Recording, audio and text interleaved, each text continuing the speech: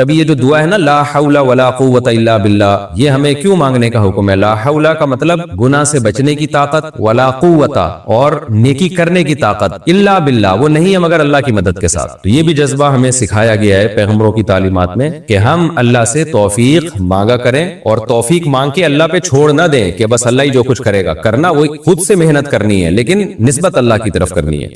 اور ایک اہم بات یہ پتہ چلتی ہے کہ یوسف علیہ السلام پر کتنا دباؤ تھا، کتنا دباؤ، کہ زنا نہ کرنے کی صورت میں بدنامی کا خطرہ، جیل جانے کا خطرہ، اس زمانے کے جیل بڑے خطرناک تھے، اور کرنے کی صورت میں خواہش بھی پوری ہوگی، اور جو ایک انسان کی نیچر ہے، جو مرد کی ایک نیچر ہے، اور عزت بھی ملے گی۔ یعنی زنا کی تمام، زنا کرانے والی تمام محرکات موجود تھے، اور زنا سے روکنے والے ایک محرک بھی موجود نہیں تھا۔ اتنی سختی کے باوجود بھی یوسف علیہ السلام کیا کہہ رہے ہیں؟ اللہ مجھے جیل زیادہ محبوب ہے اس گناہ سے جس کی طرف یہ عورتیں مجھے دعوت دے رہی ہیں۔ تو اس سے ہم جیسے لوگوں کو عبرت حاصل کرنی چاہیے کہ آج بات بات پہ بد نظری اور گناہ کو ہم اپنے لیے کتنے آرام سے حلال سمجھ لیتے ہیں، اور اپنے آپ کو کیا کہتے ہیں؟ مجبور ہیں۔ کتنے لوگ سودی بینکوں میں مینیجر بنے ہوئے ہیں، لاکھوں روپے ان کی تنخواہیں ہیں، ان سے جب کہا جاتا ہے کہ یہ حرام ہے تو کیا کہتے ہیں؟ بھائی یہ مجبور ہیں، اس غربت اور مہنگائی میں ہمارا گزارا نہیں ہوتا۔ کتنے لوگ ہیں جو بد نظری کرتے ہیں، ان کو جب سمجھایا جائے بھی یہ حرام ہے، اللہ نے نظر جھکانے کا حکم دیا، وہ کہتے ہیں یار ہم مجبور ہیں، ہم سے برداشت ہی نہیں ہوتا۔ تو ہر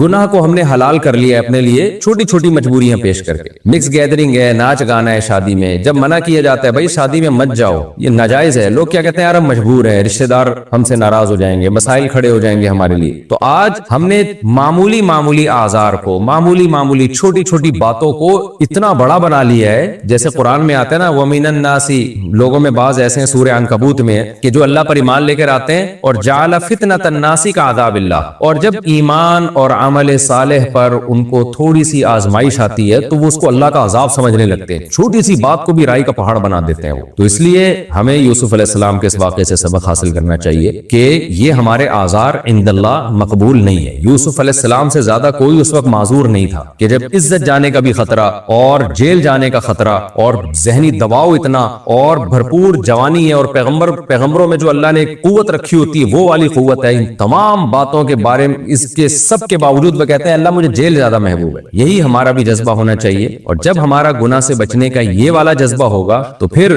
حدیث میں آتا ہے رسول اللہ صلی اللہ علیہ وسلم نے فرمایا ذاق طعم الایمان من رضی باللہ ربا وبالاسلام دینا وبمحمد صلی اللہ علیہ وسلم نبیا، وہ شخص ایمان کی مٹھاس چکھ لے گا جو اس پر راضی ہو گیا کہ میرا رب اللہ ہے، میرے پیغمبر محمد صلی اللہ علیہ وسلم ہے، اور میرا اسلام، میرا مذہب اسلام ہے، اس پہ ڈٹ جائے بس وہ کہ اب میں جو اسلام کے حکام ہے اس سے آگے پیچھے نہیں ہوں گا۔ تو آپ نے فرمایا اس کو دنیا میں اسلام کی مٹھاس محسوس ہوگی، اور جو بیچ میں لٹکا ہوا زندگی گزارتا ہے کبھی ادھر کبھی ادھر، اس کو اسلام کی مٹھاس محسوس نہیں ہوتی۔ تو یوسف علیہ السلام کے اس گناہ سے بچنے کے اس جذبے میں ہمارے لیے بھی بہت زیادہ عبرت کا سامان ہے۔ ہمارے لیے جو آزار ہم جن عذروں کی، لڑکیاں شرعی پردہ نہیں کرتی کہ والدین ناراض ہو جائیں گے اور سسرال ناراض ہو جائے گا یا شادی میں مشکلات کھڑی ہو جائیں گی، تو یہ کوئی عذر نہیں، اللہ کا حکم سب سے پہلے، جیسے کہ یوسف علیہ السلام نے اس پر عمل کیا۔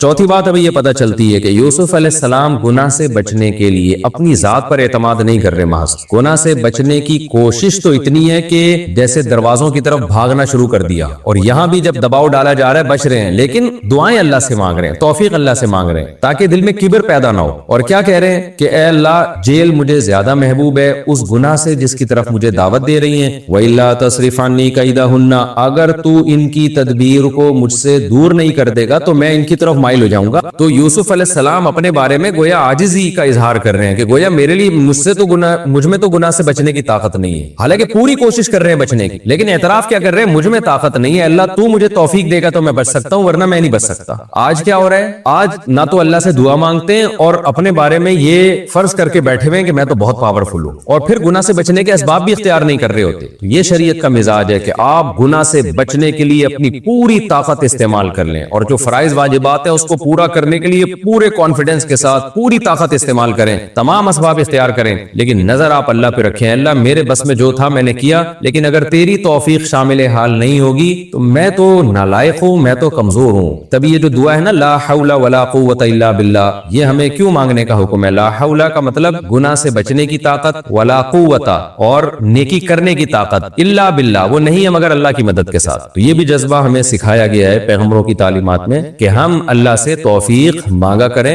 اور توفیق مانگ کے اللہ پہ چھوڑ نہ دیں کہ بس اللہ ہی جو کچھ کرے گا، کرنا وہ خود سے محنت کرنی ہے لیکن نسبت اللہ کی طرف کرنی ہے۔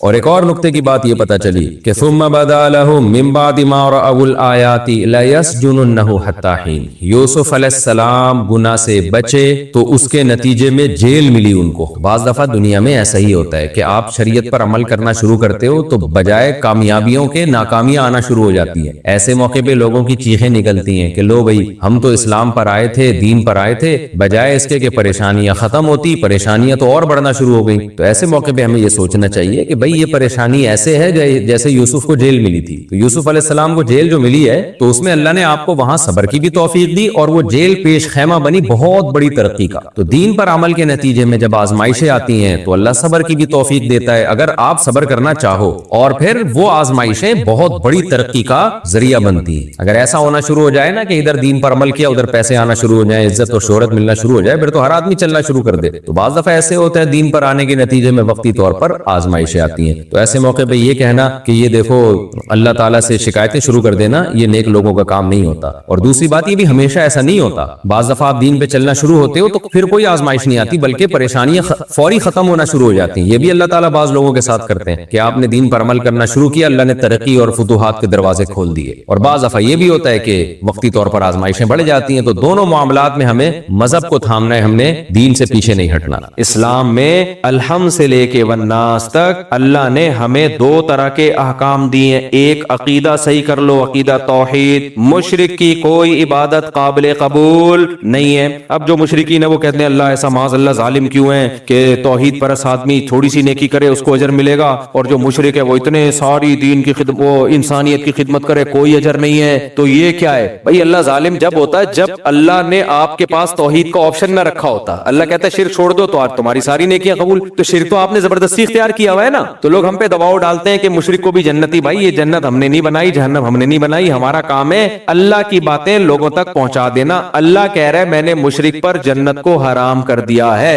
تو اللہ کہہ رہا ہے تو جنت بنائی کس نے؟ اللہ نے بنائی ہے۔ تو پہلی چیز عقیدہ۔ نمبر دو اعمال۔ پھر اعمال میں دو قسم کے اعمال ہیں، ایک جسمانی اعمال اور ایک دل کے اعمال، اخلاقیات جنہیں اخلاق۔ دیکھو اسلام میں اخلاق کا مطلب صرف یہ نہیں ہے کہ آپ لوگوں سے اچھے طریقے سے بات کریں۔ آج کسی نے مجھ سے پوچھا، ابھی کی بات ہے، بیان شروع ہونے سے تھوڑی دیر پہلے امریکہ سے ہمارے ایک ریلیٹیو کا فون آیا، انہوں نے کہا بھائی میں نے تفسیر پڑھی، میں تو بہت پریشان ہو گیا وہ تفسیر پڑھ کے۔ میں نے کہا کیا پریشانی؟ کہتے ہیں وہ تو قرآن میں آتا ہے عبس وتولی ان جاءہ الاعمی، ہمارے نبی کے بارے میں آیتیں نازل ہوئی کہ آپ صلی اللہ علیہ وسلم کے پاس نا حضرت عبداللہ بن مکتوم نابینا صحابی تھے، وہ نبی کی خدمت میں آئے تو نبی صلی اللہ علیہ وسلم چونکہ سرداروں میں بیان کر رہے تھے، وہ سردار لوگ آتے نہیں تھے قابو میں، تو وہ سارے سردار بیٹھے ہوئے تھے۔ اسی دوران ایک نابینا صحابی آ گئے، نبی سے بات کرنے لگے، تو آپ صلی اللہ علیہ وسلم کے کو ناگواری گزری اور آپ کے چہرے پر سلوٹیں آئیں۔ کیوں؟ آپ کو عبداللہ بن ام مکتوم کا یہ عمل نامناسب لگا کہ اتنے بڑے سردار بیٹھے ہوئے ہیں، یہ تو اپنے ہی ہیں بھائی، ان کو تو کبھی بھی بات کر سکتا ہوں میں، یہ اتنے سردار لوگ بڑے بڑے لوگ بیٹھے ہوئے عرب کے، یہ تو بات ہی نہیں سنتے۔ تو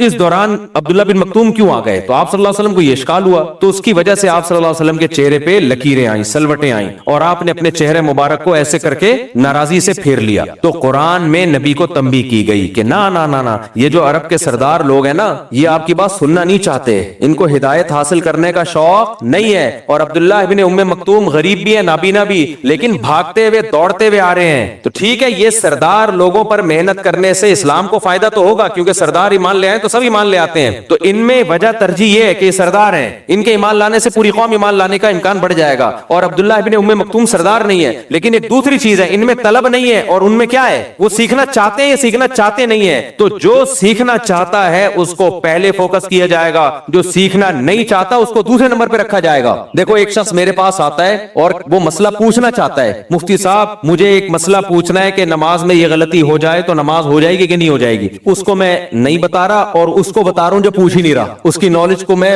امپروو کر رہا ہوں، جبکہ وہ چاہتا ہی نہیں ہے، جبکہ وہ سیکھنا ہی نہیں چاہتا۔ یا اتوار کا بیان ہے، لوگ آ رہے ہیں بیان سننے کے لیے آ رہے ہیں، یہاں بیٹھے ہوئے ہیں اور میں آپ کے سامنے بیان نہیں کر رہا، میں چلا گیا ہوں پکڑ کے باہر لوگوں کو تبلیغ کر رہا ہوں، ادھر آ یار بات سن بھائی، اپنے اخلاق درست کر لے۔ وہ کہہ رہے ہیں یار میں سننا ہی نہیں چاہتا، کیوں اخلاق؟ نہیں یار تو سننا نہیں چاہتا، لیکن میں چاہتا ہوں تو سیدھے راستے پہ آ جائے۔ تو آپ لوگ کو آپ پریشان ہوگے نا، آپ بولو گے یار ہم آئے ہیں سننے کے لیے، اتنے اتنی دور دور سے مفتی صاحب ادھر ہمیں سنا نہیں رہے ہیں اور جو سننا نہیں چاہتا آپ اس کو سنا رہے ہیں. تو نبی کے پیش نظر تو حکمت یہ تھی کہ ٹھیک ہے یہ سننا نہیں چاہتے لیکن یہ سیدھے راستے پہ آ گئے تو پورا مکہ ہدایت پہ آ جائے گا. لیکن اللہ نے کہا ٹھیک ہے یہ بھی ایک ترجیح ہے, اس بیس پہ بھی ترجیح دی جا سکتی ہے, لیکن اللہ کی نظر میں طلبگار کو بے طلبوں پہ ترجیح دی جائے گی. جس کے دل میں طلب ہے, جو سیکھنا چاہتا ہے اس کو پہلے نمبر پہ رکھیں, اور جو سیکھنا نہیں چاہتا اس کو اس کے بعد رکھیں. یہ تنبیہ کی اللہ تعالیٰ نے. اب اللہ چونکہ اپنے حبیب صلی اللہ علیہ وسلم کو تنبیہ کر رہا ہے نا, تو مخاطب کے صیغے استعمال نہیں کر رہا, اے نبی آپ نے ایسا کیا, اے نبی آپ نے, نہ اللہ نے غائب کے صیغے استعمال کیے. تھرڈ پرسن سنگولر جیسے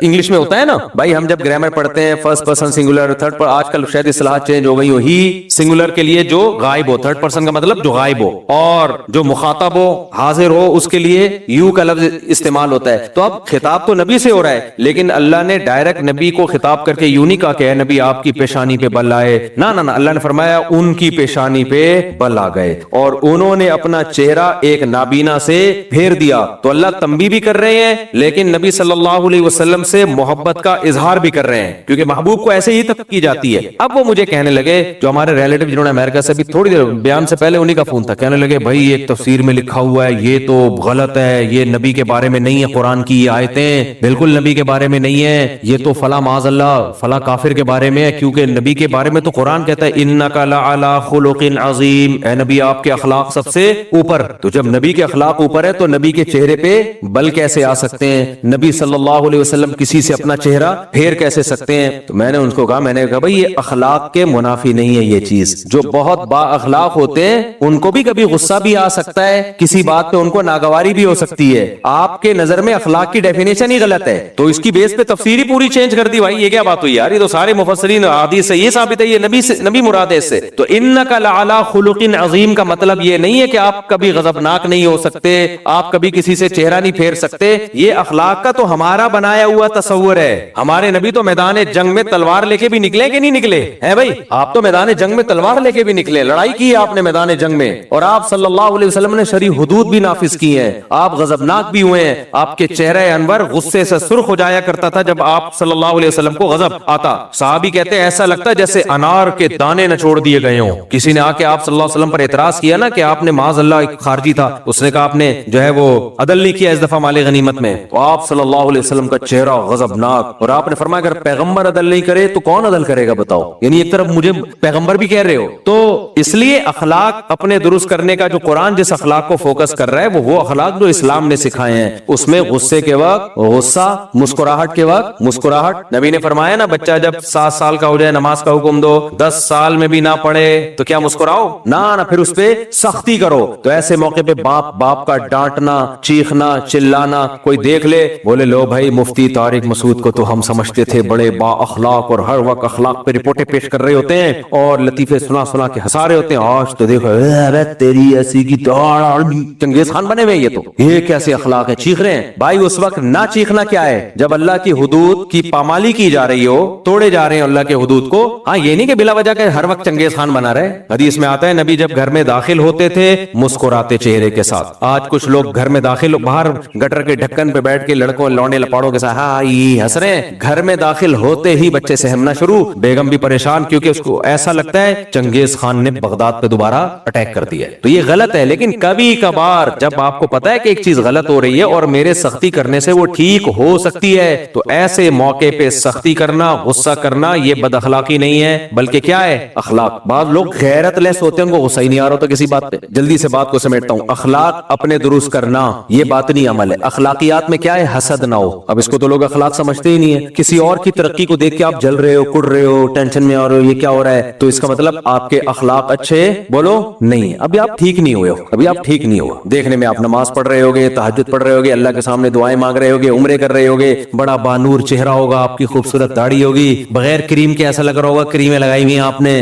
اور خوشبوئیں میں گھوم رہے ہوگے, نائس ٹو میٹ یو, اور بڑے اچھے اخلاق سے بات کر رہے ہوگے. لیکن جمشید کے پاس نئی گاڑی دیکھ کر آپ کے پسینے چھوٹ رہے ہیں, یہ کمبخت میرے ساتھ میٹرک کیا ہوا, نمبر بھی اس دل میں گالیاں, اس بے غیرت کے نمبر بھی مجھ سے کم تھے اور آج گاڑی لے کے گھوم رہا ہے اور ہم اپنی پرانی پٹ پٹی میں. تو یہ اخلاق ہے, یہ دل کی حالت کون جانتا ہے, اللہ جانتا ہے. اس کا مطلب آپ با اخلاق اندر سے ہوتا ہے. بھائی نبی نے فرمایا نا الا ان فی الجسد مضغہ اذا صلحت صلح الجسد کلو، جسم میں ایک لوتھڑا ہے گوشت کا جس کو دل کہا جاتا ہے، وہ ٹھیک ہو تو جسم سے نکلنے والے اعمال ٹھیک، وہ خراب تو آگے سارے اعمال برباد. کیونکہ جب انسان کو جس سے حسد ہو تو پھر آدمی بلا وجہ اس کو نقصان پہنچانے کی کوشش میں لگا رہتا ہے، اس کی جائز تعریف بھی برداشت نہیں ہوتی. سیاسی لیڈروں میں یہی تو ہوتا ہے. کبھی آپ نے دیکھا کوئی سیاسی لیڈر جو اپوزیشن آپ حکومت میں ہو، کوئی دوسرا اپوزیشن میں ہے، آپ کسی سیاسی لیڈر کی جائز تعریف کسی دوسرے کے سامنے کر کے دکھا تو دو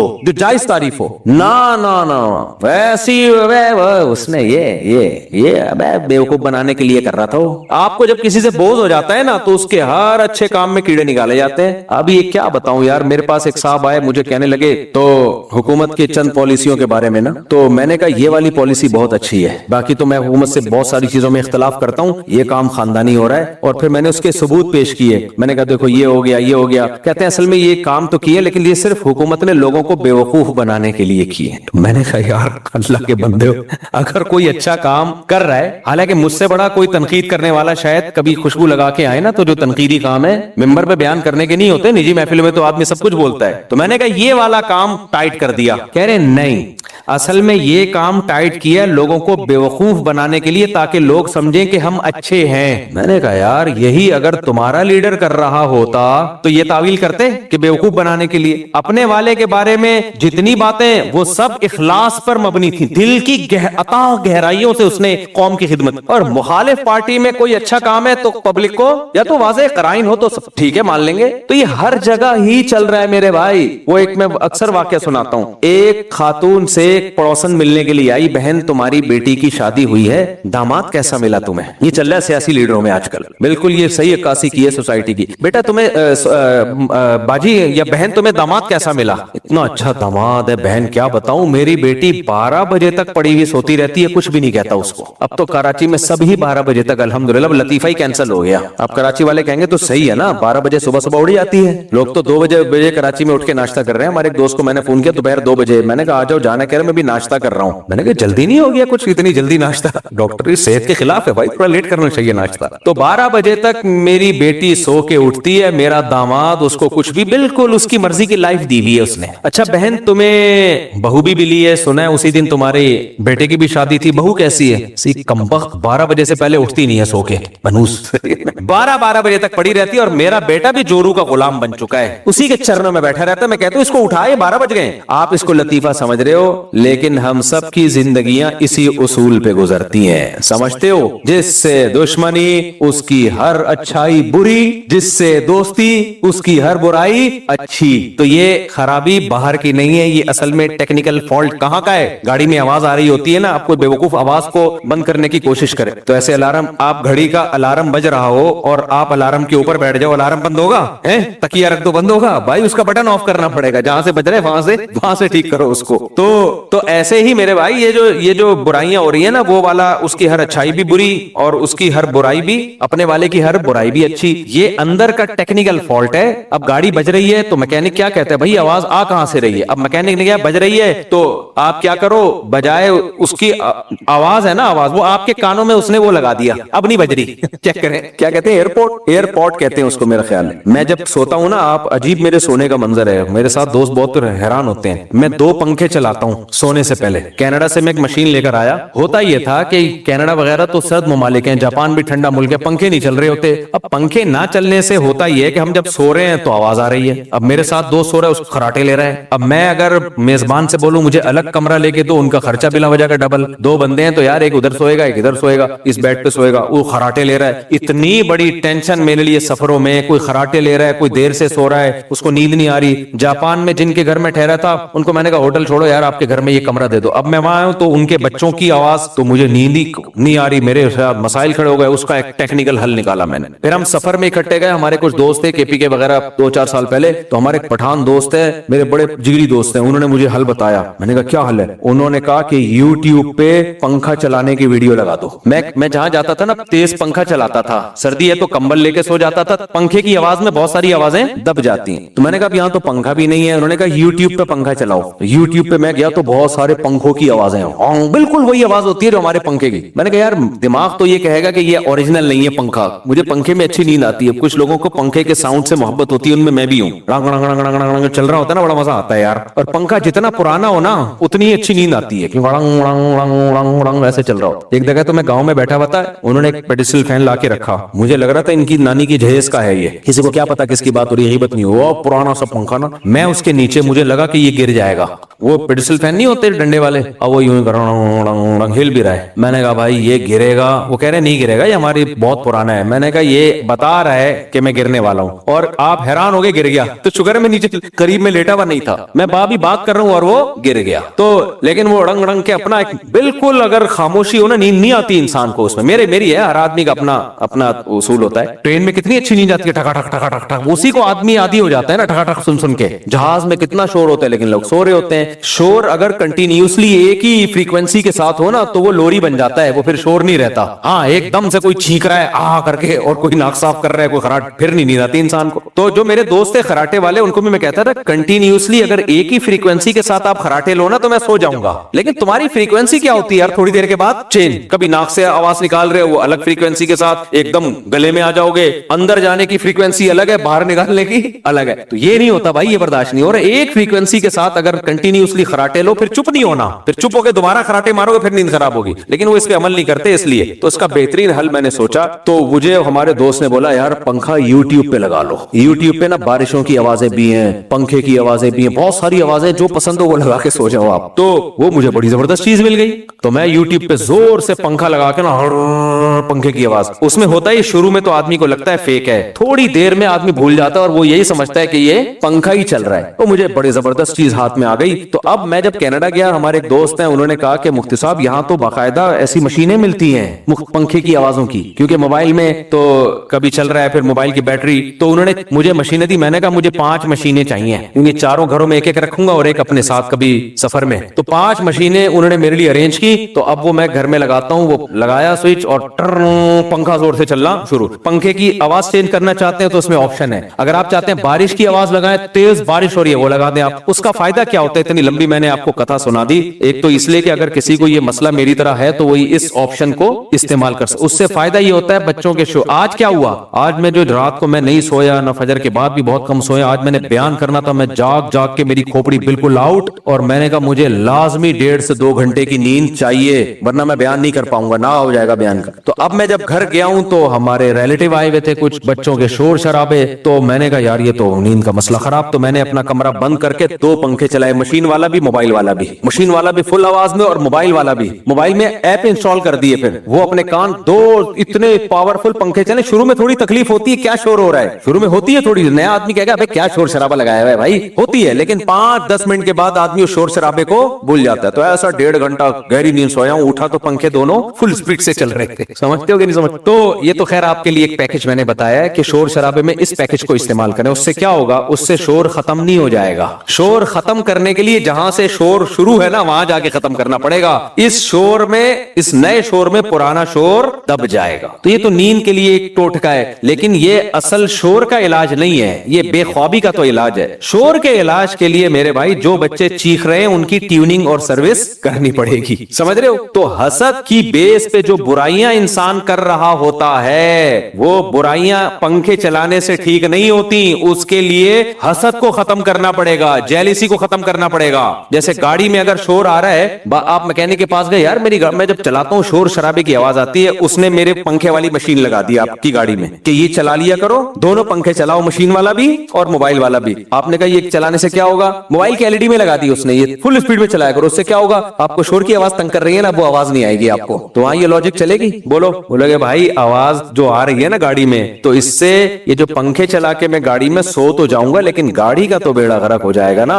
तो गाड़ी का फॉल्ट पकड़ भाई, तू कहां से आवाज आ रही है, ये आवाज कहां से आ रही है। तो ऐसे ही मेरे भाई जेलिसी की बेस पे जो इंसान बुराइयां कर रहा होता है, उसके लिए जरूरी है कि अंदर के ट्यूनिंग सर्विस की जाए, हसद को खत्म करने की कोशिश की जाए। वो कैसे खत्म होती है, पैगंबरों ने बताया भाई, सबसे पहले तकदीर पर ईमान, जो मुकद्दर में है वो होके रहेगा, जिसकी किस्मत में लैंड क्रूजर थी वो मिल के रहेगी, जिसकी किस्मत में चिंची है वो चिंची ही पे रहेगा। अल्लाह के खजानों से आप जबरदस्ती कुछ भी हासिल नहीं कर सकते, अपने आप को टेंशन देने के अलावा कुछ भी नहीं। तो अल्लाह की तकदीर पे राजी रहो। नंबर 2, दुनिया मुसाफिर खाना है, लैंड क्रूजर वाला भी कुछ दिन में कब्र में कीड़े खा रहे होंगे, रक्शे والے کی بھی قبر میں کچھ دن میں کیڑے کھا رہے ہوں گے. ختم. تو کیا ایسی چیز کے پیچھے بھاگنا جو عارضی ہے؟ کیا خیال ہے اب میں فرعون سے جلنا شروع کر دوں, فرعون کو اتنی بڑی حکومت ملی تھی مجھے کیوں نہیں ملی؟ بھائی وہ مر گیا, ختم, کیا فائدہ؟ تو آج کے جو فرعون ہے وہ بھی مر جائیں گے, تو سب ختم. تو چند چیزیں, وہ تو ایک الگ ٹاپک ہے, حسد کا علاج کیسے ہوتا ہے. بتانے کا مقصد یہ ہے کہ اندر کے انسان کو جب تک میں اور آپ ٹھیک نہیں کریں گے اس وقت تک ہم جنت میں نہیں جا سکتے. دیکھو کوئی کسی کو حسد کی علاج کی کوشش کر رہا ہے, پھر بھی حسد ختم نہیں ہو رہا, لیکن وہ جس سے حسد ہو رہی ہے نا, اس حسد ہو رہا ہے اس کو نقصان نہیں پہنچاتا, صبر کرتا ہے تو بھی جنت میں چلا جائے گا. بعض دفعہ یہ ہوتا ہے کہ آپ کو اپنے کسی دوست کی کامیابی کا سن کے جلنے لگے آپ, لیکن آپ کو احساس ہو گیا کہ یار یہ غلط ہو رہا ہے, مجھے جلنا نہیں چاہیے, احساس ہو گیا, اور آپ نے اس کو کوئی نقصان نہیں پہنچایا, تو بھی یہ اللہ کی رحمت ہے کہ جو چیز اختیار میں نہ ہونا اللہ اس پہ گناہ نہیں دیتا, سزا نہیں دیتا. تو آپ قیامت کے دن اللہ آپ سے یہ نہیں کہے گا تو جلا کیوں, آپ کہو گے اللہ جلا تو تھا لیکن میں اس جلنے پہ ندامت تھی, مجھے خود بو آ رہی تھی اپنے اندر سے جلنے کی, دوسرے کو بو آئے نہ آئے مجھے خود آ رہی تھی. تو اگر آپ کو اپنی برائی کا احساس بھی ہو گیا تو اللہ کی رحمت اتنی بڑی, اللہ اس پہ بھی بخش دے گا. چل بھائی تو تجھے احساس تو تھا نا. تو اس لیے علماء نے لکھا ہے کہ حسد اگر کسی سے پیدا ہو رہا ہے لیکن آپ اس کے تقاضے پہ عمل نہیں کر رہے, آپ اپنے آپ کو بریک لگا کے رکھتے ہو, تو اس پہ اجر ملتا ہے الٹا کہ آپ نے مجاہدہ کیا لفظ کے خلاف, کیونکہ جو آپ کے بس میں تھا وہ آپ نے کر لیا. اور جو اب جب ایسا کریں گے تو آہستہ آہستہ حسد ہی ختم ہو جائے گا. تو اخلاق کو درست کرنا ضروری ہے. تو اخلاق میں مسکرا کے بات کرنا بھی ہے, دل بھی ہے, دل میں دنیا کی محبت نہ ہو, دنیا کو مسافر خانہ سمجھے, تکبر نہ ہو, خود پسندی نہ ہو. خود پسندی کیا ہوتی ہے اب بتاؤ؟ یہ چیزیں ہماری سوسائٹی میں ہیں نا, چند رسومات ہیں ان کو مذہب سمجھ لیا ہے. یہ تو اسلام تو اندر سے ٹھیک کرتا ہے آپ کو,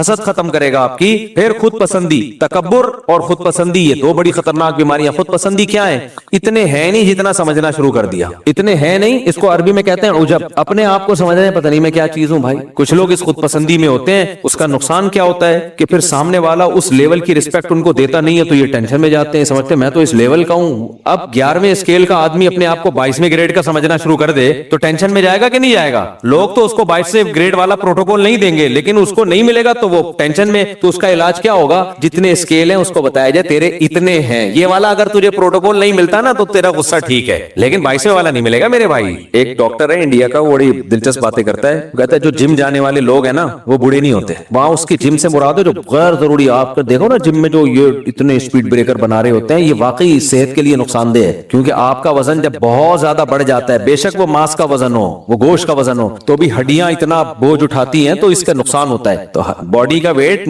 مینٹین ہی رکھنا چاہیے, چاہے فیٹ ہو یا گوشت ہو. تو ویٹ بہت زیادہ بڑھنا بہرحال صحت کے لیے نقصان دہ. تو اس نے بڑی زبردست بات کی, اس نے کہ جو جاتے ہیں جم میں یہ بوڑھے نہیں ہوتے. سامنے والے نے پوچھا زبردست یار بوڑھے نہیں ہوتے؟ اس نے کہا وجہ اس کی کہ جوانی میں ہی ٹپک جاتے ہیں, یہ جوانی میں ہی حقیقت ہے, بہت سے ایسے تھوڑے دنوں میں وہ ٹہل جاتے ہیں. وہ تو اللہ ہم سے اخلاق کے بارے میں پوچھے گا, اندر سے کیسے تھے تم, اور پھر ظاہری اعمال, اس میں سب سے پہلے نماز, زکات اور بار بار معاہدوں کی پابندی. کیریکٹر لیس آدمی اللہ کے ہاں قابل قبول نہیں. زبان کا کیسا ہے؟ کیریکٹر لیس, معاہدوں کی پابندی, جس پر میں 1-2 ہفتے پہلے ڈیٹیل میں بیان کر چکا ہوں. کرایہ ٹائم پہ آپ دیتے ہو کہ نہیں دیکھتے؟ مالک مکان کو ترساتے تو نہیں ہو. آپ کسی کی گاڑی استعمال کر رہے ہو, اپنی گاڑی سمجھ کے چلا رہے ہو, یا کسی اور کی چیز؟ آپ دیکھو اپنی گاڑی کیسے چلاتے ہیں اور اداروں کا مال کیسے استعمال کرتے ہیں. ناپ تول میں کمی تو نہیں کرتے, حق لینے کے لیے تو پورے گن کے لیتے ہو, دیتے ہوئے ڈنڈی مارتے ہو. یہ ساری اخلاقیات آپ کے شر سے پڑوسی محفوظ ہیں یا نہیں ہیں؟ آپ کے شر سے آپ کے پڑوسی کا آپ کے بارے میں کیا تبصرہ ہے کہ یار اچھا پڑوسی مل گیا ہمیں, بڑا خاندانی آدمی ہے کہ اس کی وجہ سے ہمیں فائدہ ہے. بصرہ میں ایک تابعی نے ایک گھر بیچا, قیمت ڈبل لگائی اس کی. کسی نے کہا اتنا مہنگا گھر نہیں ہے, سستا ہونا چاہیے. انہوں نے کہا میں نے اس میں ایک صحابی رسول رہتے ہیں میرے پڑوس میں, اس پڑوس ہونے کی قیمت بھی لگائی ہے. تجھے فری پھوکٹ میں اتنا اچھا گھر نہیں دوں گا جس کے پڑوس میں اتنے عظیم صحابی رہتے ہوں. کیوں؟ ان کی تجھے صبح شام زیارت ہوگی, ان سے تجھے سیکھنے کا موقع ملے گا. تو ایسے ہی پکڑا تمہیں تجھے, اتنا عظیم پڑوس چھوڑ کے میں جا رہا ہوں, میں کیوں جاؤں گا؟ بعض لوگ کہتے ہیں نا گڈ ول کی بھی ایک ویلیو ہوتی ہے نا. تو گھر کی گڈ ول صرف اس سے نہیں بنتی کہ یہ ڈیفنس میں ہے یا کلفٹن میں, اس سے بھی بنتی ہے اڑوس پڑوس میں ہیروئن کی چرسی رہتے ہیں یا نیک لوگ رہتے ہیں. ماں باپ اپنے بچوں کو اچھے علاقوں میں لے کے جاتے ہیں, چرس پی رہے ہوتے ہیں, کیونکہ پڑوس میں کون سا بچہ رہتا تھا؟ چرسی رہتا تھا. تو گڈ ول کی بھی ویلیو ہوتی ہے. اس کا مطلب یہ نہیں کہ وہ صحابی رسول کی قیمت لگا رہے ہیں, صحابی رسول کی قیمت نہیں لگا رہے, وہ صحابی رسول کی صحبت کی قیمت لگا رہے ہیں کہ اتنی عظیم صحبت تجھے مل رہی ہے تو یہ صحبت میں چھوڑ کے جا رہا ہوں, قربانی دے رہا ہوں. اس کے اگر مجھے اتنے پیسے ملیں گے تو دوں گا, کیونکہ میری ضرورت تھی, ان کی کوئی ضرورت تھی, ورنہ میں نہیں دوں گا. تو یہ سارے بھائی اخلاقیات اور اعمال ہیں جس کو فوکس کرنا ہے. اور آج ہم جو مذہبی طبقہ ہے نا وہ اس کو فوکس نہیں کر رہا, اس نے چند چیزیں بنا لی ہیں اسی پہ چل رہے ہیں, تبھی پوری دنیا میں لوگ انگریزوں کی تعریف کر رہے ہوتے ہیں, مسلمانوں کی برائیاں کر رہے ہوتے ہیں, یہ 2 نمبر ہیں. لیکن آپ ربیع الاول اور محرم میں دیکھ لو, ایسا لگتا ہے مسلمان سے بڑا عاشق رسول اس کائنات میں پیدا ہوا ہی نہیں, اور کمبخت چوری کرے گا اور اس چوری سے عمرہ کرنے جائے گا. مسجدوں میں کرپشن کے بعد سب سے پہلے کمیٹی کہاں جاتی ہے؟ عمرہ کرنے کے لیے جاتی ہے ان پیسوں سے, سمجھ رہے ہو؟ تو یہ سارا حساب کتاب چل رہا ہے. تو ہم تو بھائی آپ دیکھ رہے ہو قرآن اور سنت جو کتنے سالوں سے درس ہو رہا ہے, اسپیچز پہ بھی میرے تفسیر کے لیکچر, میں بھی کوشش کر رہا ہوں کچھ مجھے بھی وہ چیزیں ملے جن کو ہم نے فوکس کیا ہوا ہے, وہ قرآن میں مل نہیں رہی. قرآن میں یہی مل رہا ہے, نماز پڑھو, اخلاق اچھے کرو, حسد نہ کرو, اور مال جمع کر کر کے جو کنجوسی کرتے ہیں برے ہیں, اللہ کو خرچ کرنے والے پسند ہیں, ماں باپ کا خیال کرو, رشتے جاری جوڑو, رشتے مت توڑو, اور بوڑھوں کا اکرام کرو, صحیح ہے نا, اور جو ہے یتیم کو کی کفالت کرو, بیوہ عورتوں سے نکاح کرو, یتیم کی کفالت کرو, یتیم کا مال مت کھاؤ, وراثت ٹائم پہ دو. ساری اگر یہ خدا کی قسم صفات ہمارے اندر پیدا ہو گئی تو یہ مسلمان نہیں, یہ فرشتے. لوگ کہیں گے زمین پہ فرشتے اترے ہوئے ہیں, کیا کہیں گے؟ صحابہ کرام کئی ملک, پتہ ہے اسلام انہوں نے پورے کنٹری مسلمان ہوئے صرف صحابہ کو دیکھ کے. انہوں نے کہا یار یہ عجیب لوگ ہیں, ایسا تو ہوتا ہی نہیں ہے. صحابہ مال بیچ رہے ہوتے, وہ خریدتا, کہتے بھائی یہ فالٹ ہے اس میں, یہ دیکھ لو یہ کیا ہے, یہ فالٹ ہے. کہہ رہے فالٹ کون بتاتا ہے؟ کہہ رہے ہمارے نبی نے بولا ہے کہ جس نے اپنی چیز بیچی اور اس میں دھوکہ دیا وہ ہم میں سے نہیں ہے. تو ہم تو نبی کے ہاتھ پہ ایمان لائے تاکہ قیامت میں نبی کے ساتھ ہو. اگر میں نے گندم جو ایک نبی بازار میں گئے تو اوپر خشک گندم تھی, نیچے گیلی, آپ نے ہاتھ ڈالا تو نیچے گیلی گندم, آپ نے کہا کہ آپ کے تم نے بتایا کیوں نہیں کہ یہ نیچے گیلی گندم ہے اور اس کو اوپر کیوں نہیں رکھا؟ پھر آپ نے فرمایا جو دھوکہ دے کے تجارت کرے وہ ہم میں سے نہیں ہے. تو صحابہ کی ایسی خاندانی جماعت تیار ہوئی تھی نا کہ ملکوں کے ملک صرف ان کی تجارتوں کو دیکھ کے مسلمان ہوئے ہیں کہ بھائی یہ, پھر وہ تاجر ایسے سخی, ایسا غریبوں پہ. میں نے یہ چیز ساؤتھ افریقہ کے مسلمانوں میں دیکھی ہے. ساؤتھ افریقہ کے اور افریقہ کے جو مسلمان تاجر ہیں نا, وہاں کے غیر مسلموں پہ لٹاتے ہیں ایسے پیسہ. کہتے ہیں یہاں کے غیر مسلم ہم سے اتنا خوش ہیں, بقرعید میں کہتے ہیں یہ دے دناتن, کہتے ہیں ایسا لگتا ہے ان کی عید ہے ہماری عید نہیں ہے, کیونکہ وہاں تو بہت غربت ہے نا ساؤتھ افریقہ میں, تو نہیں باقی افریقہ میں. تو میں ان کو اور پاور بھر کے آتا ہوں, میں کہتا ہوں اتنا کھلاؤ, ان کا اتنا خیال کرو, بولو بھائی یہ ہمیں کس نے حکم دیا ہے؟ اللہ نے. تو مسلمان کا یہ امیج جانا چاہیے. ابھی کچھ اور ٹائپ کا امیج جا رہا ہے, وہ بالکل بہت غلط قسم کا امیج جا رہا ہے. ابھی بلاک ہو جائیں گے, روڈ ووڈ بند ہو جائیں گے, آپ دیکھنا سگنل مارکیٹ سے شرط, ایمبولینس کو راستہ نہیں ملے گا, کہیں بھی نکلو ادھر سے جلوس آ رہا ہے ادھر سے گھما کے جاؤ. محرم میں الگ جلوس, ربیع الاول میں الگ, پھر سفر میں الگ, پورا مہینہ جلوسوں کی نظری ہو جاتا ہے. میرے بھائی ہمارا اخلاقیات تو ہمارے پاس رہی نہیں ہے. تو پھر اللہ اگر مان لے تو ٹھیک ہے, نہیں مانے گا تو پھر اللہ کو منوانے. اللہ کہے گا جو میں نے قرآن میں جن چیزوں کو فوکس کیا تھا اس کو فوکس کرو گے تو مانوں گا, ادروائز نہیں. اللہ عمل کی توفیق عطا فرمائے. بس اذان کے فوراً بعد جماعت کھڑی ہو جائے گی. مفتی صاحب میری ایج 15 سال ہے اور میں ٹریڈنگ کرتا ہوں. میرا ٹریڈنگ سے 250 لاکھ 2.5 لاکھ 3 لاکھ کماتا ہوں ماشاءاللہ 15 سال میں, اور میرا گھر والوں کو نہیں پتا یہ میرے لیے حلال ہے یا حرام. کیا مطلب میرے گھر والوں کو نہیں پتا؟ اور ٹریڈنگ میرے لیے صحیح بھی ہے یا نہیں؟ بھائی حلال ٹریڈنگ اگر کر کے 2.5 لاکھ روپے کما رہے ہو, سبحان اللہ یار سبحان اللہ, تو یہ گھر والوں کو نہیں پتا. انٹرنیٹ پہ آج کل لوگ نوٹ چھاپ رہے ہوتے ہیں, تو ابا کو اپنے بتا دو, اما ابا کو بتا دو. ابا اما خیر خواہی ہوتے ہیں, باقیوں کو نہ بتاؤ, وہ کھا جائیں گے پھر بیوقوف بنا کے کاروبار کے نام پہ. لیکن اب باپ سے زیادہ خیر خواہ کون ہوتا ہے؟ بتانا اس لیے ضروری ہے کہ یہ عمر آپ کی بگڑنے کی بھی ہے. اس عمر میں اتنا پیسہ آنا شروع ہو جائے تو سٹے بازی میں بھی لگ سکتا ہے, لڑکیوں میں لگ سکتا ہے, 20 تو ابا نگرانی کریں گے. اور ابا پہ لازم ہے کہ ایسا نہ ہو کہ ابا ہی سارے کھا جائیں, تو وہ ابا بن کے دکھائیں. مفتی صاحب کیا لکھا ہے؟ نیو کراچی کی ایک مسجد میں ایک امام نے یہ کہا ہے کہ شیعہ کے 12 امام اور سنی کے 4 امام حضور صلی اللہ علیہ وسلم کے قدم کی خاک کے برابر بھی نہیں ہے. یہ بات ٹھیک ہے؟ ظاہر ہے نبی کی قدم کے خاک کے برابر کون ہو سکتا ہے؟ کوئی بھی امام نہیں ہو سکتا. اس میں کون سی مفتی سے آپ نے بتایا تھا کہ دبلے پتلے لوگوں کے لیے جو کیا لکھا ہے یار, اب پورا یاد نہیں. دبلے پتلے لوگوں کے لیے ناسکا میں 3 قسم کے, بھائی پڑھ کے بتانا کیا لکھا ہوا ہے. تنقید کرنا ہے آپ کی بات نا, آپ کے باپ کے آپ نے کہا تھا ایک شخص نے نوکری چھوڑ کر کاروبار کیا, اس میں خسارہ ہو جس کی وجہ سے اس کی موت واقع ہو گئی. روزی کے ظاہر اس کا ذمہ تو اللہ, رزق تو اللہ کے ذمہ ہے, وہی راستہ دکھاتا ہے. ہمیں رزق کی کوشش تو کرنی چاہیے نا, کیونکہ نفع ہو یا نقصان, نوکری چھوٹ جانا یا وغیرہ وغیرہ. اگر انسان, میں سمجھ گیا ان کا سوال کیا ہے. دیکھو میں نے ایک بندے کا واقعہ سنایا تھا, اچھے والی جاب چھوڑی, کاروبار کروں گا, نوٹ چھاپوں گا, کاروبار چلا نہیں, جاب بھی گئی, خودکشی کی ہے اس نے, بچ گیا. خیر تو کہہ رہے ہیں رزق کا وعدہ تو اللہ نے کیا ہے, اب انسان کوشش تو کرتا ہی ہے. یہ ان کے سوال کا خلاصہ خلاصہ اس بیچارے نے کوشش کی, کو غلط تو نہیں کیا, غلط کیا, اس لیے کہ شریعت کی تعلیمات یہ ہیں کہ دع ما یریبک الی ما لا یریبک. نبی نے فرمایا جس چیز میں تردد ہو اس کو چھوڑ دو, جو یقینی ہو اس کو لے لو. اب یقینی جاب تھی جو لگی بندی گورنمنٹ جاب تھی, پیسے آ رہے تھے آتے رہتے, آپ کو کاروبار کا پتہ نہیں تھا چلے گا بھی نہیں کہ بھی نہیں چلے گا, آپ نے رسک لے لیا زیادہ بڑے ہاتھ مارنے کے چکر میں, تو یہ شریعت کی تعلیمات کی خلاف ورزی ہے. جب خلاف ورزی کرو گے تو پھر تھوڑی اللہ کا وعدہ ہے. ہاں جاب کے ساتھ ساتھ تھوڑا چھوٹا موٹا بزنس کرتے رہتے, پھر دیکھتے بڑھتا جا رہا ہے پھر چھوڑ دیتے جاب, تو یہ صحیح نہیں ہے. کیا کہتے ہیں, میں MBBS اسٹوڈنٹ. پہلا سوال ہے جی مفتی صاحب, نبی کریم صلی اللہ علیہ وسلم کا ذریعہ معاش کیا تھا؟ 14 اگست ہے 2026 اور مسائل سیشن ہے. پہلا سوال, نبی کا ذریعہ معاش کیا تھا؟ نبی صلی اللہ علیہ وسلم نے بچپن میں بکریاں چرائی ہیں اجرت پہ, اور نبی صلی اللہ علیہ وسلم کی صحیح حدیث ہے فرمایا کہ کوئی پیغمبر ایسے نہیں گزرے جنہوں نے بکریاں نہ چرائی. تو شروع میں آپ کا ذریعہ معاش بکریاں چرانا بھی تھا, اس میں بڑی حکمتیں تھی. علماء نے لکھا ہے کہ جو بکری والے لوگ ہیں ان میں تواضع ہوتی ہے, برداشت بہت زیادہ ہوتی ہے. بکری ایک کمزور جانور ہے جو پریشان بہت کرتا ہے, ایسا جانور ہے, اور آپ اس کو سزا نہیں دے سکتے کیونکہ کمزور ہے. تو موسیٰ علیہ السلام نے بھی بکریاں چرائیں. مرزا غلام احمد قادیانی کے جھوٹے ہونے کی ایک بہت بڑی دلیل یہ بھی ہے کہ اس نے بکریاں نہیں چرائیں, کیونکہ حدیث میں آتا ہے کہ کوئی پیغمبر ایسے نہیں جنہوں نے بکریاں نہ چرائیں. پھر آپ صلی اللہ علیہ وسلم کا اس کے بعد ذریعہ معاش تھا تجارت, مزاربت پہ. آپ سیدہ خدیجہ سے بھی آپ کا نکاح اسی بیس پہ ہوا. تو 40 سال کی عمر کے بعد جب آپ کو نبوت ملی ہے تو پھر اللہ تعالیٰ نے آپ کے ذمے جو کام لگایا دعوت اور تبلیغ کا, اور آپ کو حکم ہوا کہ اب آپ نے دعوت اور تبلیغ کے کام میں جٹ جانا ہے, اور رزق کی اب آپ نے فکر نہیں کرنی. نحن نرزقک, ہم آپ کو رزق دیں گے. تو آپ صلی اللہ علیہ وسلم نے اس کے بعد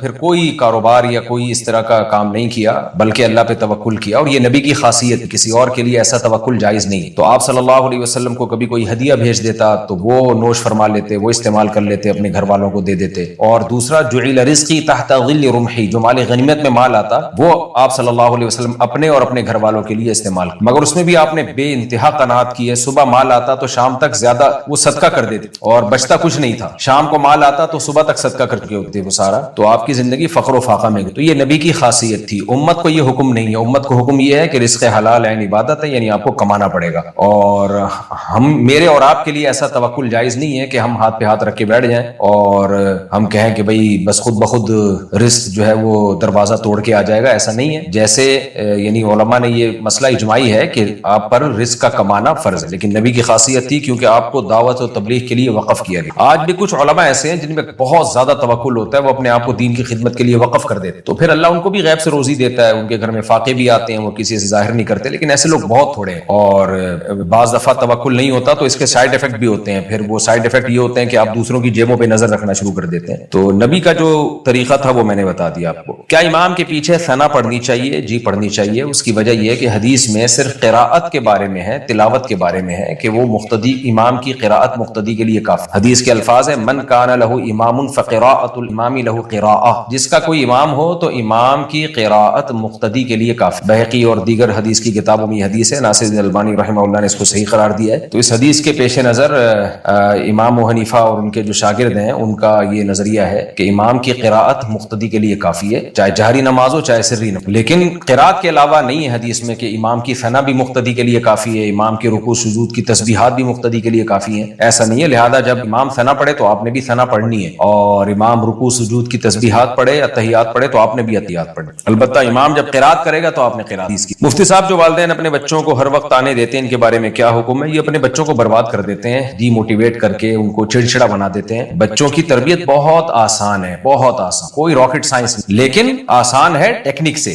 بعض کام آسان ہوتے ہیں لیکن ٹیکنک سے کریں گے تو آسان ہوں, محنت کم کرنی پڑے گی, آؤٹ پٹ بہت اچھا ہو. اور اگر آپ اس کو مشکل بنا دیں گے تو مشکل ہو جائے گا. میں ایک مثال دیتا ہوں کہ ایک بھاری نٹ لگا ہوا ہے, تو کوئی کہے کہ اس نٹ کا کھولنا آسان ہے یا مشکل ہے. بھائی ویسے تو بہت مشکل ہے, آپ اس نٹ کو کھولیں کتنی ٹینشن ہے, آپ چیخیں نکل جائیں گی, نہیں کھول پائیں. لیکن ایک ٹیکنک سے کھولیں, آپ پانا لے کر آئیں بڑا سا, اور اس پانے کا بازو جتنا لمبا ہوگا اتنا ہی اس کو کھولنا, کیونکہ فورس کم لگانی پڑے گی. آپ تو قوت کا بازو کہتے ہیں, جتنا زیادہ اس میں لینتھ ہوگی نا تو فورس फोर्स आपको कम लगानी, तो आपने वो पाना लाके उस नट पे रखा और यूं करके जरा सा पुश करेंगे खुल जाए। तो बच्चों की तरबियत कोई रॉकेट साइंस नहीं है। ये जो कहते हैं ना ज्यादा बच्चे होंगे तो तरबियत बहुत मुश्किल है, भाई बच्चा एक भी हो अगर टेक्निक से नहीं तरबियत करेंगे तो एक भी वबाले जान, तरबियत उसकी भी मुश्किल है। और अगर टेक्निक से हो तो जितने भी ज्यादा हो कोई मुश्किल नहीं है, बल्कि और आसान है, क्योंकि वो सब एक दूसरे की तरबियत भी कर रहे हो। तो इसलिए बच्चे की तरबियत में इस चीज को, दो चीजों को बहुत ज्यादा फोकस करें। नंबर एक, उसको बड़ों से बदतमीजी ना करने, बड़ों से बदतमीजी ना करने, माँ से या बाप से, चाचा मामू जो भी बड़े भाई, छोटे को बड़े भाई से भी बदतमीजी ना करने। उसके दिल में बड़ों का अदब और रोब डाल। बस माएं बच्चों को बाप के खिलाफ वर्गलाती हैं, बाप बच्चे को माँ के खिलाफ वर्गलाए, चाचा मामू के खिलाफ, ये बहुत डेंजरस है। वो किसी का अदब नहीं करेगा, याद रख। तो उसको बताएं बड़े तुम्हारे बड़े ही हैं जैसे भी। नंबर दो, उसको बुरे माहौल में ना बैठे, उसके दोस्तों और एक्टिविटीज पे नजर रखें। तो ये दो काम कर लें, इंशाल्लाह इंसान का बच्चा बनेगा वो। बाकी ये कि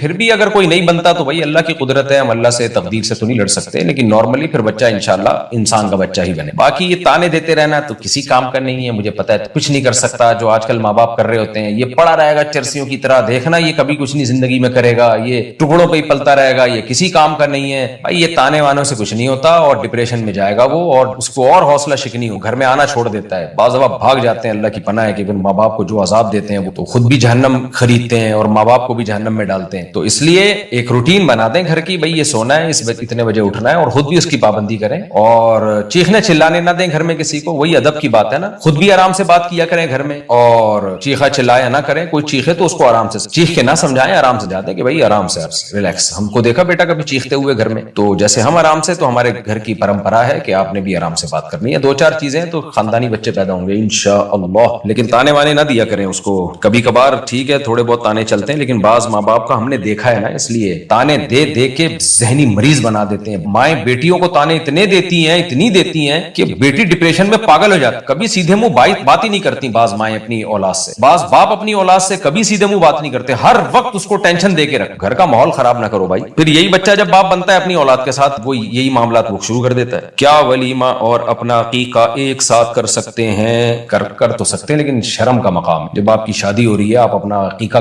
कर सकते हैं बहरहाल, तो लेकिन ये कि बचपन में कर देना सुन्नत है, इतने बड़े होके कर ले। मैंने मेरी तरफ से या शरीयत में कोई रोक टोक नहीं है। अब्दुर्रहमान साहब इंडिया से, मुफ्ती साहब मैं औरतों के कपड़ों का काम करता हूँ, तो बारीक कपड़े भी बेचने पड़ते हैं और हया के खिलाफ कपड़े भी बेचने पड़ते हैं, तो क्या मेरा ये काम जायज है? आपका काम जायज है, अलबत्ता औरत के लिए जायज नहीं है कि वो बारीक कपड़े पहन के उसके ऊपर मजीद कुछ ना। बाज लोगों को ये एतराज है कि ऐसे बारीक कपड़े बेचना हराम क्यों है, क्योंकि गुनाह के काम में ताउन भी गुनाह है। तो देखें, बारीक कपड़े बेचने वाला, उसकी तरफ निस्बत इसकी नहीं होगी कि वो औरत को बरहना कर रहा है, बल्कि उसकी निस्बत इसकी तरफ होगी कि थोड़ा बहुत जो पहनाया हुआ है इस कपड़े नहीं पहनाया हुआ है। अभी औरत का अपना अमल है कि वो मजीद उसके ऊपर क्यों कुछ नहीं पहने। तो इसलिए बेचना तो हर तरह के कपड़े जायज हैं। फिर आगे औरत की जिम्मेदारी है कि वो ऐसा बारीक लिबास पहन के ना घूमे, बल्कि उसके ऊपर चादर पहने और प्रॉपर ड्रेस पहने। अगर किसी ने दो अलग अलग खवातीन को तलाक दी हो तो क्या इसके बाद वो 4 शादियां कर सकता है? दो अलग अलग खवातीन को तलाक दी हो, एक वक्त में 4 से ज्यादा निकाह जायज नहीं है, यानी 4 से ज्यादा बीवियां जायज नहीं। अगर किसी को डिवोर्स दे दी किसी बेस पे तो फिर मजीद शादी कर सकता है, लेकिन उसमें ये बात जहन में रहे कि अगर किसी की 4 बीवियां थी और उसने एक को तलाक दी, तो जब तक उस तलाक याफ्ता की इद्दत पूरी नहीं हो जाती है मजीद शादी नहीं कर सकता। खूब समझे, क्योंकि जब तक औरत इद्दत में होती है तो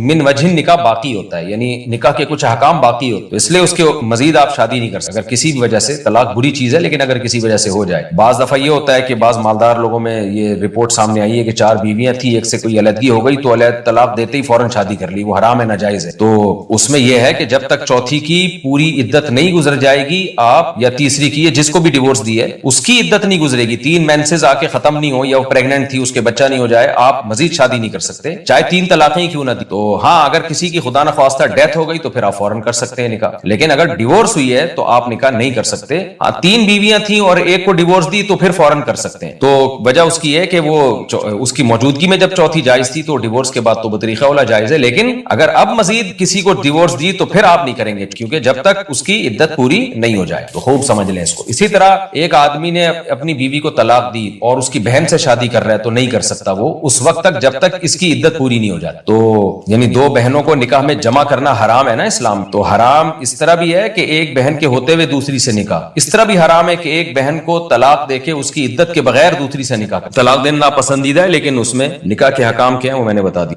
लड़की की शादी दूर हुई हो तो जब वो अपने बाप के घर आएगी तो क्या कसर नमाज पड़ेगी या पूरी? लड़की की शादी के बाद उसके शोहर का घर उसका अपना होता है, लिहाजा अगर वो शहर से दूर रहती है, 70 किलोमीटर से ज्यादा सफर करके کے اس کو آنا پڑتا ہے شہر سے باہر اپنے ماں باپ کے گھر, تو اپنے ماں باپ کے گھر اگر 15 دن سے کم کی نیت سے آئی ہے تو قصر نماز پڑے گی, پوری نہیں پڑے گی. ایک عورت کا شوہر باہر ملک چلا گیا, 7 سال سے کوئی رابطہ نہیں, کیا نکاح باقی رہے گا؟ جی نکاح باقی ہے. میاں بیوی کی دوری کی وجہ سے نکاح ختم نہیں ہوتا, لیکن اگر کوئی رابطہ ہی نہیں ہو رہا, نہ فون اٹھا رہا ہے, نہ خط پہ رابطہ ہو رہا ہے, تو پھر یہ ظلم ہے شوہر کی طرف سے. یا تو وہ مر گیا ہے, یا آج کل تو موت کا پتہ لگانا بہت آسان ہے, ڈاکومنٹس ہوتے ہیں, پتہ چلی جاتا ہے. تو اگر مر گیا تو کہیں اور نکاح کرے تفتیش کے بعد, اور اگر غائب ہو گیا ہے, نان نفقہ نہیں دے رہا, رابطہ نہیں کر رہا, تو پھر عورت کورٹ سے تنسیخ نکاح کروا سکتی.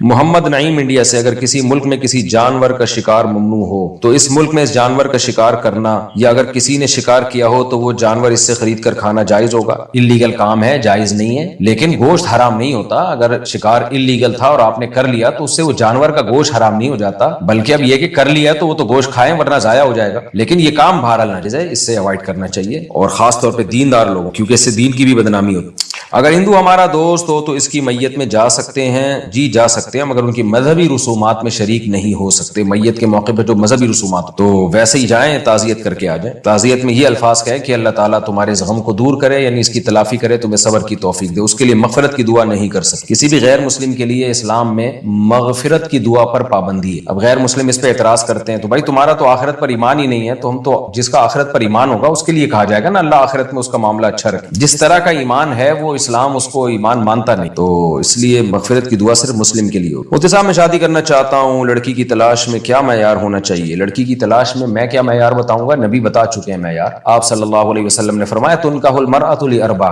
4 چیزیں ہیں جن کی وجہ سے عورت سے شادی کی جاتی ہے, لحسنها ولمالها ولنسبها ولدینها, كما قال صلی اللہ علیہ وسلم. اس کا کبھی حسن دیکھا جاتا ہے, کبھی دولت دیکھی جاتی ہے, کبھی خاندان منصب دیکھا جاتا ہے, کبھی اس کی خوبصورتی دیکھی جاتی ہے, اور کبھی دین دیکھا جاتا ہے. تو فرمایا فاظفر بذات الدین تربت یدک, سب سے پہلے دین کو ترجیح. تو لڑکی میں سب سے پہلے پردہ نماز سب سے پہلی, اس کے بعد باقی چیزیں بھی دیکھ لیں آپ, خوبصورتی اور خاندان ماندان وہ اگلے درجے کی چیز ہے. دین پہ کمپرومائز نہیں کرنا چاہیے. بعض لوگ کمپرومائز کرتے ہیں, کوئی بات نہیں یار بعد میں بن جائے گی, بعد میں نہ بنی تو کیا ہو, کیونکہ آگے اس کی نسل پیدا ہو. اور یہ خوب سمجھ لو اس زمانے میں جو لڑکیاں بے پردہ ہیں, آپ جب ان سے شادی کریں گے وہ اپنی بچیوں کو پردہ نہیں کرائیں, اور پھر آپ خون کے آنسو روئیں گے. آپ کی بچی جب سلیو لیس کپڑے پہن کے گلے میں پرس لٹکا کے آپ کو ٹاٹا کر کے جائے گی نا, تو بس پھر آپ کا ٹاٹا ہو جائے. تو اس لیے تھوڑی سی بھی غیرت اگر ہو نا, آدمی سب کچھ برداشت کرتا ہے, اپنی بیٹیوں میں بے شرمی بے حیائی برداشت نہیں کر پاتا. بیٹیاں تو اسکارف میں, چادر میں اور وقار میں اچھی لگے, اس لیے بیوی پردے دار ہو تاکہ وہ آپ کی بیٹیوں کو پردہ سکھائے. تو یہ اس کا بہت زیادہ خیال کرنا چاہیے. محمد محبوب انڈیا سے, میں شادی کر رہا ہوں تو میں نے سوچا ہے کہ کسی بیوہ یا طلاق یافتہ عورت سے شادی کروں, کیا مجھے اس میں ثواب ملے گا یا یہ غلط ہے؟ ثواب ملے گا بشرطے کہ آپ کی اس بیوہ یا طلاق یافتہ کی طرف رغبت. خالی ثواب کے لیے تو آپ کسی بھی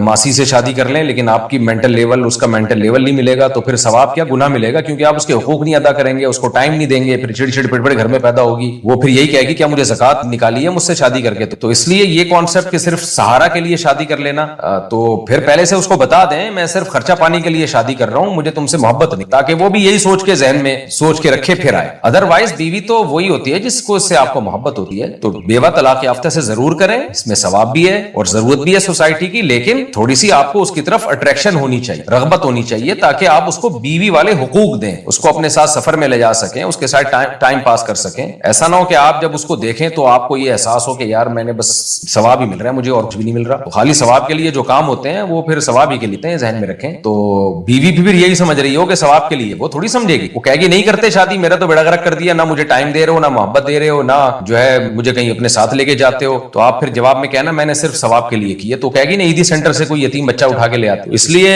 اگر صرف ثواب ہی کے لیے کرنا ہے تو اس کو بتا دیں کہ میں نہ تمہیں ٹائم دوں گا نہ محبت, خالی ثواب کے لیے خرچہ پانی اٹھاؤں گا میں تمہارا. وہ راضی ہو جائے تو اب میاں بیوی راضی, تو کیا کرے گا قاضی, لیکن نارملی ایسا ہوتا نہیں ہے. اس لیے بیوہ طلاق یافتہ سے ضرور کریں, لیکن تھوڑی سی آپ کو اس کی طرف رغبت ہو, آپ سمجھیں گے یہ بیویوں والا میرا بیہیویئر بھی ہوگا اس کے ساتھ. مفتی صاحب اگر مردے نہیں سنتے تو قبرستان میں سلام کا حکم کیوں ہے؟ سلام کا حکم ہمیں خود عبرت پہنچانے کے لیے, اور اللہ تعالیٰ ہو سکتا ہے عالم برزخ میں ان کو سلام پہنچا دیتے ہوں, امید ہے اللہ تعالیٰ سے فرشتوں کے ذریعے عالم برزخ میں ان تک سلام پہنچتا ہو, تو اس لیے ہمیں حکم قوم میں. لیکن مردے سننے کا میری جو رائے ہے اس میں یہی ہے جو قرآن کے صاف الفاظ ہیں انک لا تسمع الموتى ولا تسمع الصم الدعاء کہ آپ مردوں کو نہیں سنا سکتے اور بہروں کو بھی آپ پکار نہیں سنا سکتے. تو مردے کو بہرے سے ہی تشبیہ دی گئی ہے. بعض علماء نے اس آیت میں تعویل کی ہے بعض روایات کے پیش نظر, جیسے حدیث میں آتا ہے کہ جب مردے کو دفنایا جاتا ہے, صحیح مسلم کی حدیث ہے, یسمع قرع نعالی, وہ بھی جوتوں کی آواز سن رہا ہوتا ہے کہ فرشتے آ جاتے ہیں حساب و کتاب کے لیے.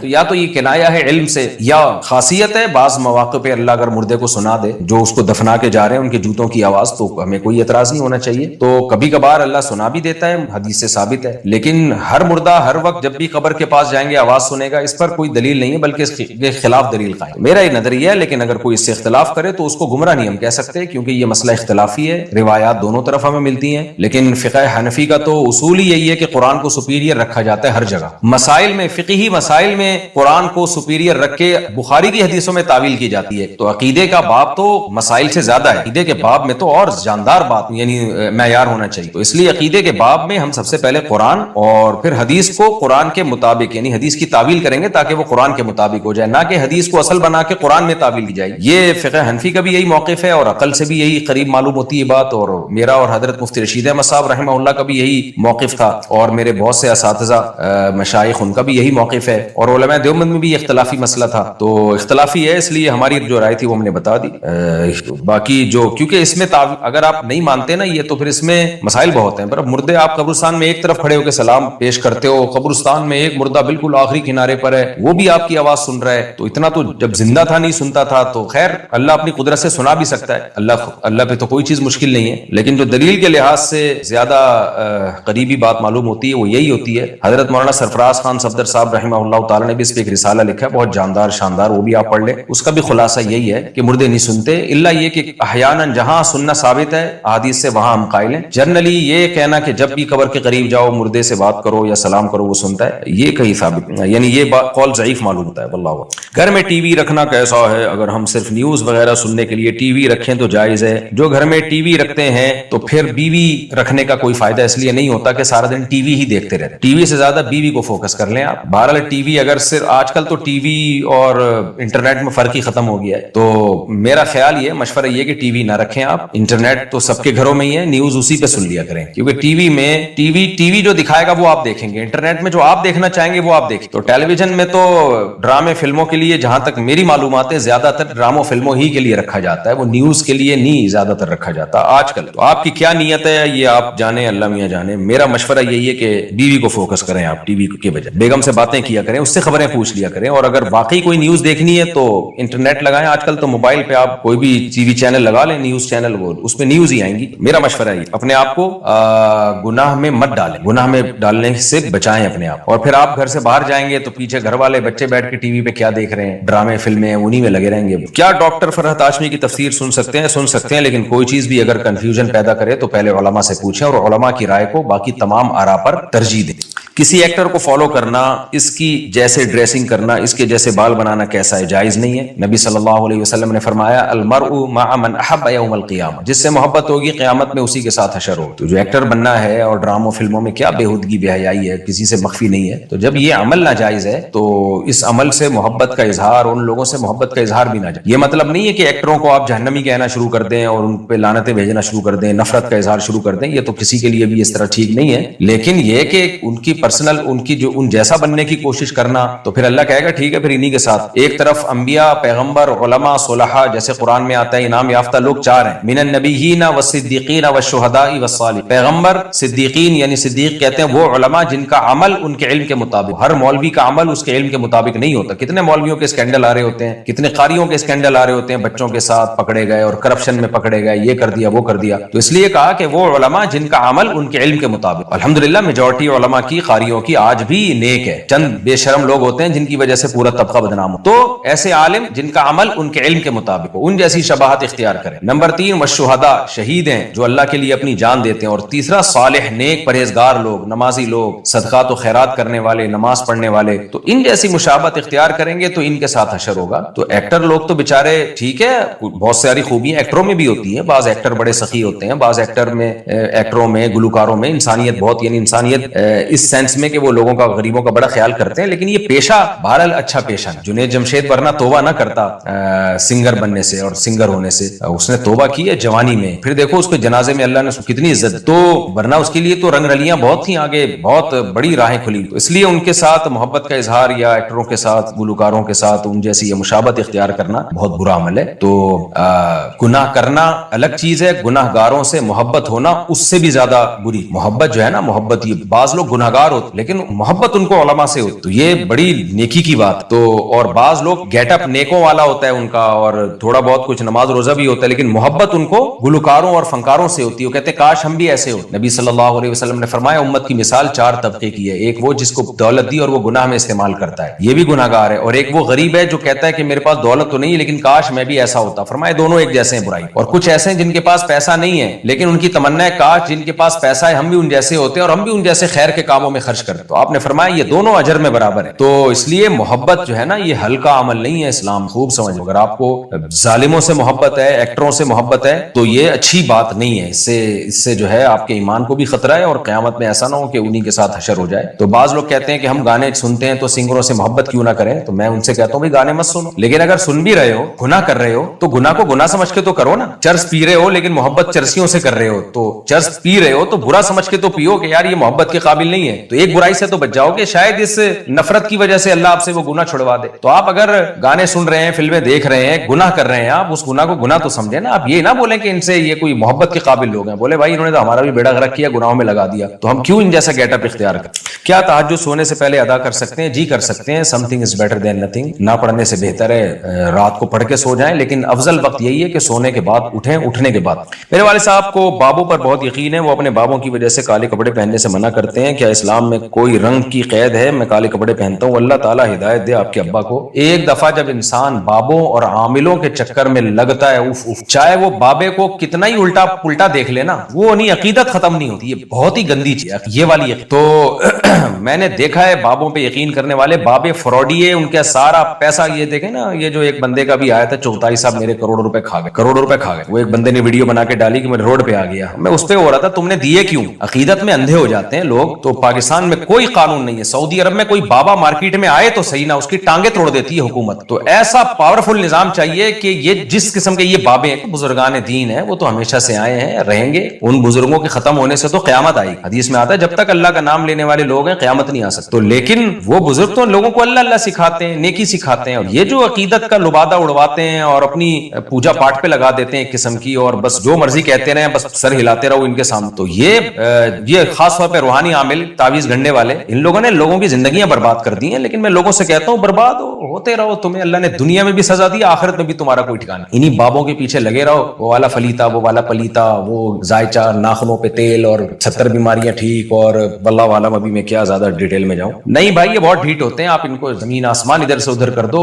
इनकी किस्मत में बर्बादी अल्लाह ने लिखी। बहरहाल आपके वालिद हैं, मैं ज्यादा दूर आगे चला गया, अपने अब्बा को पांव में गिर जाओ, उनको बोलो अब्बा ये बाबा किसी काम का नहीं है, और देखो मैं इसको सुबह शाम लानते भेजता हूं, कुछ नहीं होगा। इस तरह की बातें करोगे, अब्बा को मोहब्बत से समझाओ, शायद अब्बा मान। बाकी अब्बा अगर काले कपड़े पहनने से मना कर रहे हैं तो बाबे की वजह से नहीं, अब्बा की वजह से अवॉइड कर लो, ताकि अब्बा को तकलीफ ना हो, क्योंकि अब्बा को खुश रखने का तो बहरहाल अल्लाह ने हुक्म दिया है ना। वो बाबा तो बाबा है, लेकिन आपके अब्बा तो आपके बाबा है ना, वो तो सच्ची मुच्ची के बाबा है। तो इसलिए अब्बा अगर नाराज होते हैं काले कपड़े से ना पहनो, लेकिन ये कि आप उस बाबे को निकलवाओ घर से। अभी हमारे एक जानने वाले हैं, उनके घर में भी एक बाबा घुसा हुआ है। वो बेटा मेरे पास आता है कि मेरे अब्बा को भी कैप्चर किया उस बाबे ने, अम्मा को भी, पूरे खानदान का बेड़ा गर्क किया हुआ है, और पूरा खानदान उस बाबे की अकीदत से निकल ही नहीं रहा है। बहुत ढीठ होते हैं कमबख्त। मुफ्ती साहब अगर कोई बहुत सा बीमारी में इंतकाल कर जाए तो लोग कहते हैं कि इसके ऊपर अल्लाह की मार पड़ी है, क्या बात ठीक है? बिल्कुल ठीक नहीं है, बिल्कुल गलत है। सख्त बीमारियां ये तो मुसलमानों के, अहले ईमान के गुनाहों का कफारा है। ये बहुत बड़ी मुसीबत है हमारी कौम में। कोई हादसा हो जाए, कोई आग में बेचारा जल गया, कोई पानी में डूब गया, ट्रेन के नीचे आ गया, कोई गुनाह की सजा मिली है। भाई अल्लाह ताला ने दुनिया में परेशानियां मुसलमानों के लिए, अहले ईमान के लिए गुनाहों का कफारा रखा। हदीस में आता है जो डूब के मर जाए वो शहीद है, जो औरत प्रेगनेंसी में मर जाए वो शहीद है, क्योंकि ये तकलीफ दे मौत है। तो तकलीफ दे मौत अगर कुफर के साथ ना हो और ईमान के साथ हो, सबर के साथ हो, तो रहमत है अल्लाह ताला की। इसलिए इनको इन बातों पे ये कहना कि अल्लाह की मार पड़ी है, ये बिल्कुल गलत। बिलफर्ज अगर कोई गुनाह हुआ भी होगा ना उससे, जिसकी वजह से ऐसा हुआ हो, तो ये बीमारी उसके लिए रहमत बनेगी, उस गुनाह का कफारा बने। और अगर गुनाह नहीं हुआ तो ये मजीद दर्जात में बुलंदी का जरिया बनेगा। अय्यूब अलैहिस्सलाम कितनी सख्त बीमारी में रहे। क्या नामहरम का झूठा हराम है? नहीं, हराम नहीं है, लेकिन नापसंदीदा, मकरूह जरूर है। अगर آپ کو پہلے سے پتا ہو کہ غیر محرم ہے، کیونکہ آپ جھوٹا پینے سے ویسے بھی انسان کو خود بھی غیرت آتی کسی غیر عورت کا جھوٹا پیتے ہوئے، اور عورت کو کسی مرد کا جھوٹا پیتے ہوئے، کیونکہ غیر محرم ہے نا، اس سے فری ہونے کی اجازت نہیں ہے۔ اب فری ہونے کے اصول تو یعنی شریعت نے یہ تو بتا دیا کہ اس سے بے تکلف مت ہو۔ بے تکلفی کے جو طور طریقے ہوں گے وہ تو ہر دور میں الگ ہوں گے، ہر دور کے حساب سے ہوں، تو اس میں یہ بھی ہے کہ آپ نے جھوٹا پیا اور فوراً وہ پھر کوئی غیر عورت اس پانی کو پی رہی ہے، تو یہ بے تکلفی انگریزوں میں ہی رہنے دیں، اپنی سوسائٹی کو خراب نہ کریں۔ کچھ چیزیں ان کے لیے ٹھیک ہیں، ہمارے لیے ٹھیک نہیں ہے۔ قضا روزے کے کتنے پیسے ہوتے ہیں اور کس کو دے سکتے ہیں؟ کیا اپنی پوتی کو دے سکتے ہیں؟ قضا روزے کے پیسے ایک روزے کے 2.25 کلو گندم یا اس کی قیمت یا 2 ٹائم کا قریب کو کھانا کھلا دیں۔ یہ ان لوگوں کے لیے جو ادا رکھ ہی نہ سکیں، صحت اتنی خراب ہو چکی ہو کہ سردیوں میں بھی روزہ رکھنا ان کے لیے ممکن نہ ہو، لیکن پوتی کو نہیں دے سکتے۔ اپنی بیوی کو، بیوی اپنے شوہر کو، اپنی اولاد کو، اپنے پوتے نواسوں کو، یہ سب جو صدقات واجبہ ہیں، زکوٰۃ، فطرانہ، قضا روزے کا فدیہ، قسم کا کفارہ، یہ اپنی اولاد کو نہیں دے سکتے۔ اولادوں کی اولاد بھی اپنی اولاد ہی ہوتی ہے۔ ہاں، بھانجے بھتیجوں کو، ساس سسر کو، بھائیوں کو، بہنوں کو دے سکتے اگر وہ غریب۔ ٹی شرٹ پہن کر نماز پڑھ سکتے ہیں یا نہیں؟ ٹی شرٹ پہن کے بھی نماز ہو جاتی ہے، مگر پراپر ڈریس ہونا چاہیے، باوقار لباس ہونا چاہیے۔ نماز میں سنت یہی ہے۔ جب کسی کے گھر جائیں تو کچھ لے کر جانا لازمی ہے، کیا یہ عمل سنت ہے؟ نہیں بھائی، بلکہ آج کل تو یہ پینلٹی بن چکا ہے، یہ جرمانہ بن چکا ہے گھر جانے کا، تو ایسے ہی چلے جائیں۔ میرے پاس بھی لوگ آتے ہیں تو بعض لوگوں کا خیال ہوتا ہے مفتی صاحب کے پاس جا رہے ہیں تو جب تک کوئی گفٹ نہ لے کے جاؤ تو بہت برا نہ سمجھیں۔ مفتی صاحب میں بالکل برا نہیں سمجھتا الحمدللہ، اور گفٹ بھی کیا لا رہے ہوتے ہیں؟ خوشبو اور مٹھائی کے ڈبے، جو دونوں ہی میں استعمال نہیں کرتا۔ خوشبو بھی اپنی مرضی کی، مٹھائی کے ڈبے تو ہم استعمال ہی نہیں کرتے، ڈبہ بھی استعمال نہیں کرتا، یعنی اس میں مٹھائی تو استعمال دور کی بات، ڈبہ بھی نہیں۔ لیکن لوگوں نے دماغ میں بنایا ہوا ہے کہ جی مفتی صاحب کے پاس جا رہے ہیں یا کسی بزرگ کے پاس جا رہے ہیں، ڈاکٹر ذاکر نائک کے پاس جا رہے ہیں، تو ایسا نہ ہو کچھ تو گفٹ لے کے جاؤ۔ تو بھائی خود بھی خوش رہو، دوسرے کو بھی ٹینشن نہ دو، اور ہلکے پھلکے رہو۔ تو گفٹ وہی ہوتا ہے جو آپ کی طبیعت پہ بوجھ نہ ہو۔ گفٹ ہوتا ہے اپنی خوشی سے، بعض دفعہ آدمی خوشی میں آتا ہے یار چلو یار کسی کو گفٹ دیتے ہیں، وہ اصل